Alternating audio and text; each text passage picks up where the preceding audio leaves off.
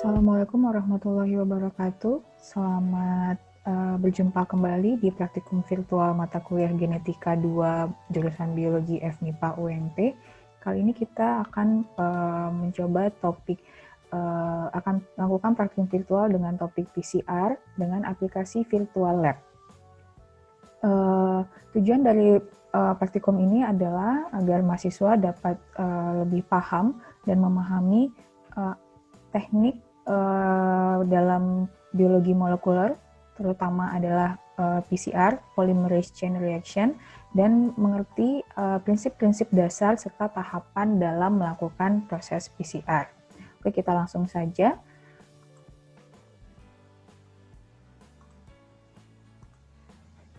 Nah, ini adalah langkah-langkahnya. Pertama, sama dengan isolasi DNA yang sudah kita lakukan pada praktikum sebelumnya, kita buka browser, bisa Chrome atau Mozilla, kemudian kunjungi situs learn.genetics.utah.edu/content/labs. Nah, di sini sudah harus menginstal Adobe Flash Player. Sekarang kita sudah sampai di browser dengan situs learn.genetics.utah.edu/content/labs. Kemarin kita sudah melakukan ekstraksi DNA, sekarang kita lanjut ke PCR. Nah, silakan klik ini. Nah, sudah sampai di halaman ini, kita tinggal geser ke bawah. Kemudian ini, right click to run Adobe Flash Player. Nah, sudah muncul PCR Virtual Lab, ya. Lalu klik begin.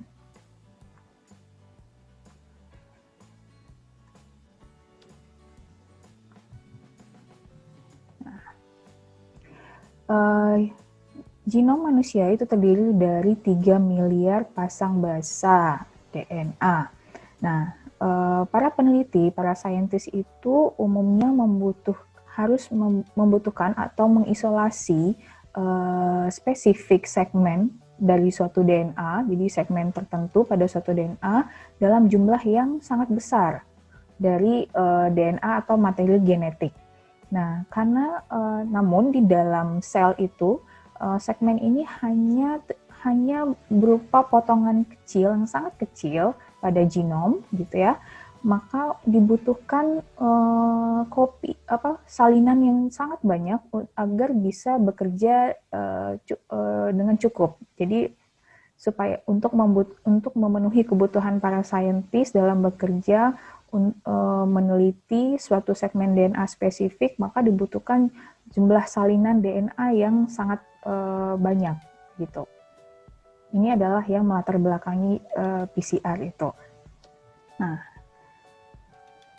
ini sel. Tadi sel, ini adalah inti nukleus, di dalamnya ada DNA, ya, ada DNA, ada banyak sekali. Nah, PCR atau polymerase chain reaction itu dapat menghasilkan 100 miliar salinan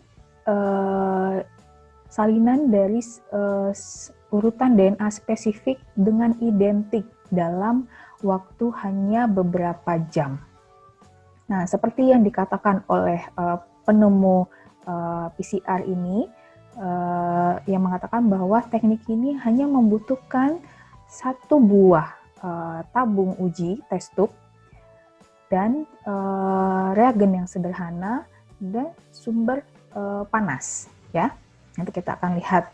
Jadi hanya butuh 3 itu, satu tabung uji, kemudian reagen yang cukup sederhana dan sumber panas.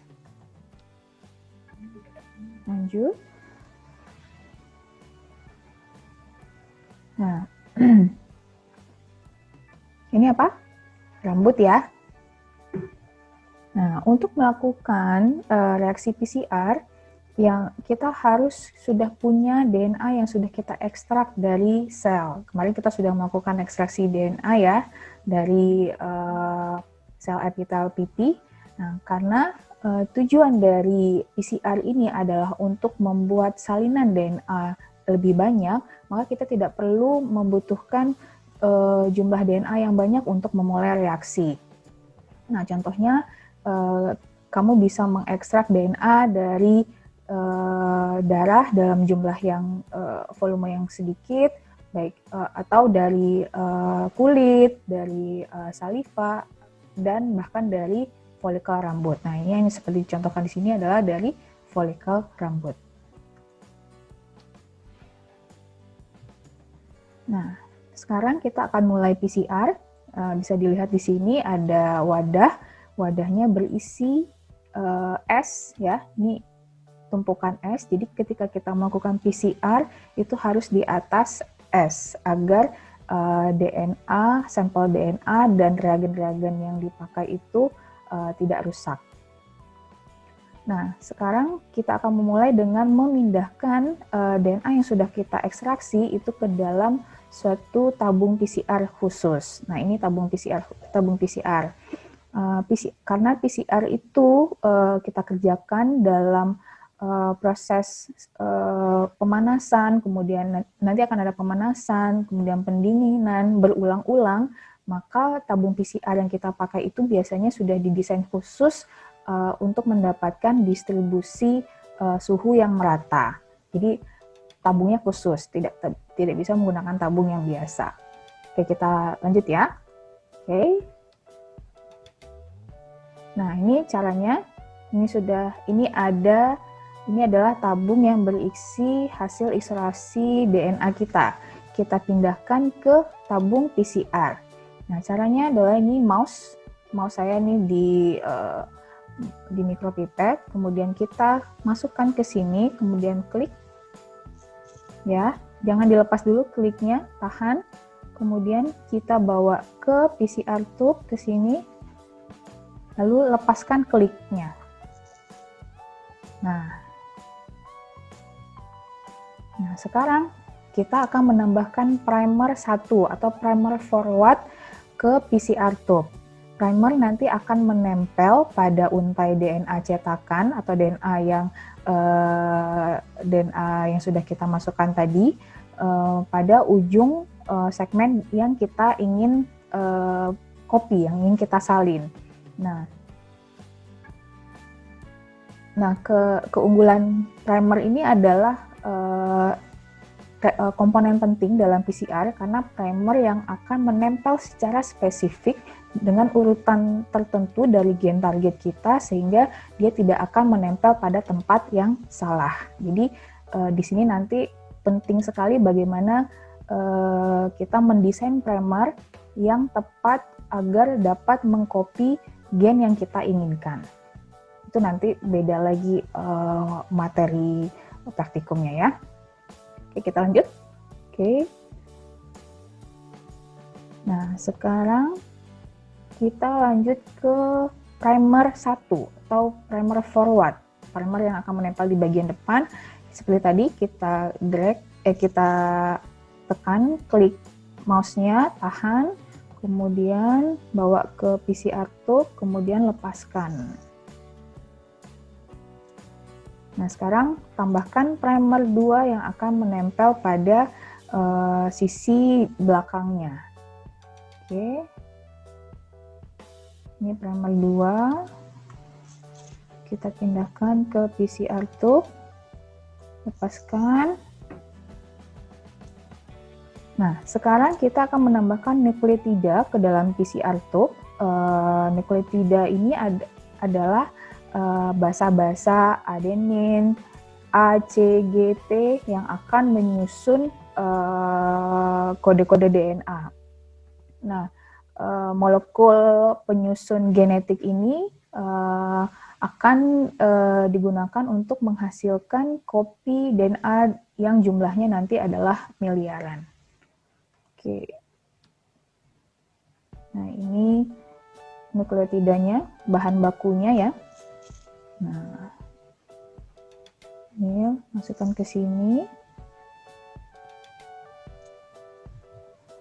Nah, terakhir yang harus kamu tambahkan adalah enzim DNA polimerase ke dalam tabung PCR.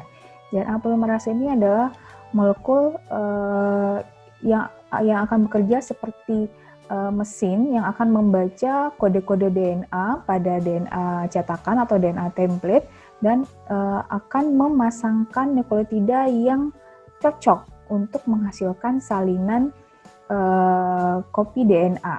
Nah, enzim DNA polimerase yang kita pakai untuk PCR ini adalah enzim yang spesifik dipilih agar dapat bereaksi secara stabil pada suhu tinggi, karena kita akan memakai suhu tinggi pada reaksi PCR ini.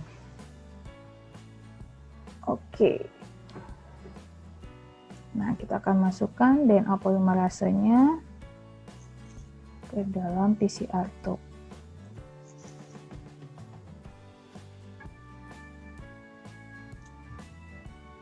Nah, sekarang kamu sudah punya tabung PCR yang berisi semua komponen reaksi PCR.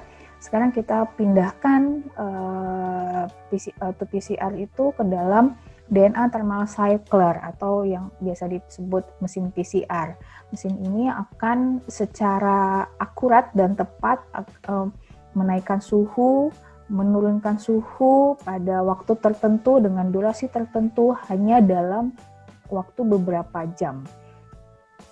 Nah, perubahan suhu yang naik dan turun ini itu yang akan menyebabkan PCR ini bekerja dengan baik. Akan kita lihat seperti apa. Nah, ini tutup tabung PCR-nya, kemudian kita masukkan ke dalam thermocycler atau mesin PCR. Kemudian klik start. Nah, ini adalah apa yang terjadi di dalam di dalam tabung PCR ketika sudah di dalam mesin PCR ya. Nah, ini adalah target sequence kita. Ini kan DNA genomik panjang ya. Nah, kita hanya membutuhkan mengamplifikasi atau mengcopy bagian ini. Gitu. Nah, ini lihat ada siklus pertama. Di dalam PCR tube, ketika siklus pertama dimulai, thermal cycler itu akan dipanaskan, dinaikkan suhunya sampai 95 derajat. Itu hampir mendidih ya, suhu 95 derajat. Nah, pada suhu ini DNA double helix itu akan berpisah menghasilkan dua untai tunggal DNA ya, DNA untai tunggal ya, single strand DNA molecule. Kita lihat. Nah, suhunya 95 derajat. Nah, dengan suhu ini itu akan memisahkan DNA double helix menjadi dua DNA untai tunggal. Ini untai satu, ini untai dua.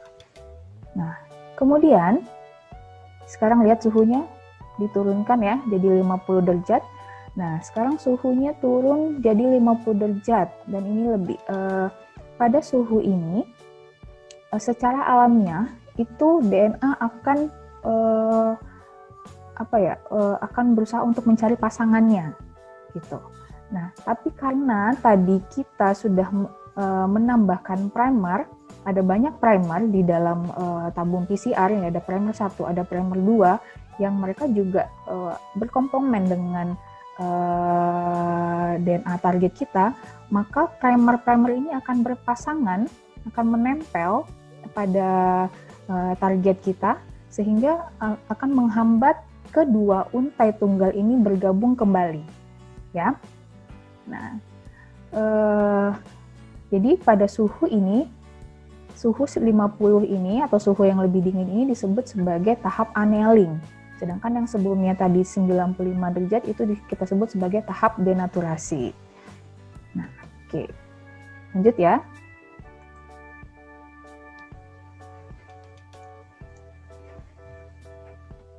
Nah, ini adalah masuk kepada, lihat lagi suhunya kita naikkan lagi ke 72 derajat Celcius ya. Ini tahap ini disebut sebagai tahap elongasi atau tahap ekstensi, di mana nanti ada DNA polimerase itu akan menuju tempat penempelan primer dengan DNA cetakan. Ini DNA cetakan, ini primer. Nah, ini adalah DNA polimerase. Mereka akan menempel di sini. Nah, ketika sudah menempel di sini dan suhunya 72, itu DNA polimerase akan mulai menambahkan nukleotida yang sudah kita tambahkan tadi, ada A, C, T, G, itu akan ditambahkan di sini untuk mensintesis untai DNA baru untuk dari perpanjangan primer sampai nanti akan ketemu pada ujung dari untainya dan kemudian dia akan lepas. Coba kita lihat ya. Nah, ini dia akan menambahkan untai nukleotida yang komplement. Nah, ini siklus 1 sudah selesai. Nah, sekarang kita akan lanjut untuk melihat siklus yang kedua. Siklus kedua, nanti kita akan melalui proses yang sama. Ada tahap denaturasi, suhu 95, tahap annealing, suhu 50, kemudian tahap elongasi atau ekstensi pada suhu 72. Nah, di sini nanti suhunya naik lagi 95. Hasil yang tadi itu akan DNA yang tadi terbentuk menjadi untai ganda itu akan berpisah lagi karena suhunya dinaikkan. Nah, kita lihat ya. Kemudian ketika suhunya diturunkan lagi menjadi 50, primer akan menempel lagi. Ya, seperti tadi. Kemudian ketika suhunya dinaikkan lagi 72, DNA polimerase aktif dan kemudian melakukan sintesis DNA untai baru. Nah, kemudian kita lanjutkan lagi ke siklus ketiga.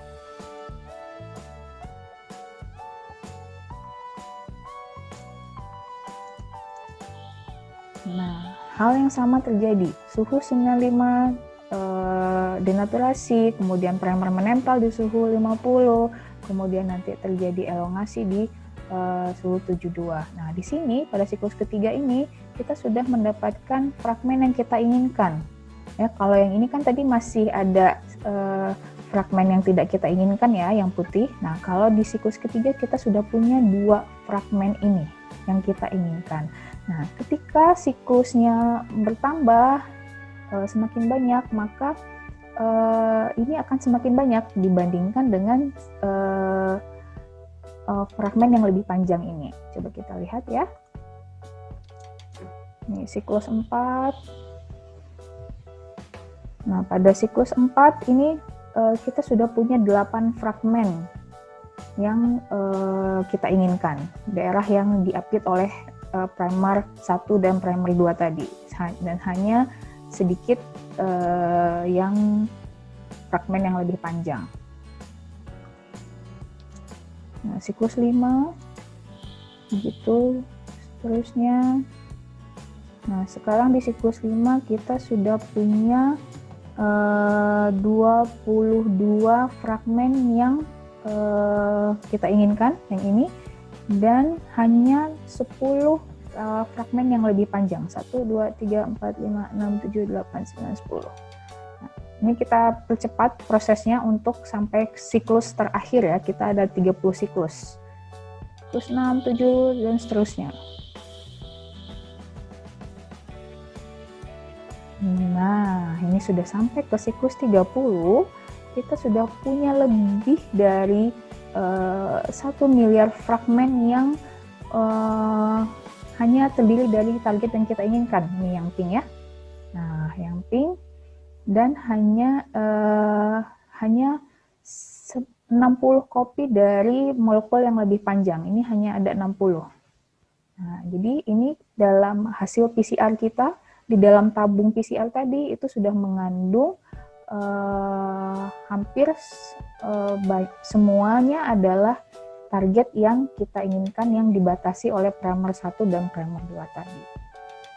Oke, selesai PCR di siklus 30. Nah, bagaimana kita bisa tahu PCR kita berhasil atau tidak? Itu harus dilakukan tahapan lebih lanjut, namanya adalah elektroforesis.